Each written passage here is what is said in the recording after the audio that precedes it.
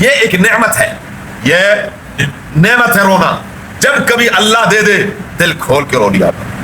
یہ رونا نہیں ہے جو میں ابھی آپ کے سامنے رو پڑوں، آپ میرے سامنے رو. یہ دکھاوا، یہ کیا ہے؟ یہ دکھلاوا، یہ سارا دکھلاوا ہے، کچھ بھی نہیں ہے.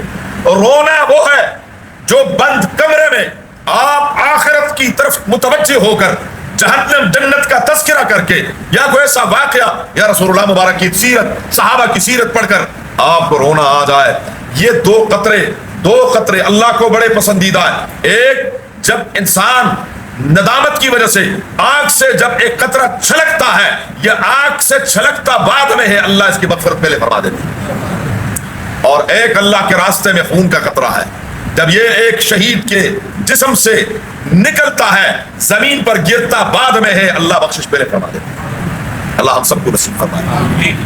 جب رونا نصیب ہو خوب رو لیا، خوب. یہ نعمت ہے، یہ بہت بڑی سزا ہے کہ اللہ کسی سے رونا چھین لے. ہاں، بعد اوقات دل سخت ہو جاتا ہے، پتھر ہو جاتا ہے، پھر انسان کو رونا نہیں آتا. تو جب رونا آئے خوش ہوا کریں کہ الحمدللہ ابھی میرا دل پتھر نہیں ہوا، کہ اللہ تیرا کرم ہے. لیکن پھر عرض کر دوں کہ وہ محافل میں نہیں، مجالس میں نہیں، دنیا کے سامنے مگرمچھ کے آنسو نہ ہو. آنسو وہ ہے جو صرف کیا ہو، بس اور کسی کو پتا. اللہ ہم سب کو نصیب فرمائے، ورنہ تو پھر رونا پڑے گا. پھر اللہ ہم سب کو نہ رلائے. آمین. کیا اللہ ہمیں دنیا میں رلا دے، آخرت میں نہ رلائے. ہاں، اور رلائے اپنی ذات کے لیے، اپنی مصیبت میں نہ رلائے. آمین کہے.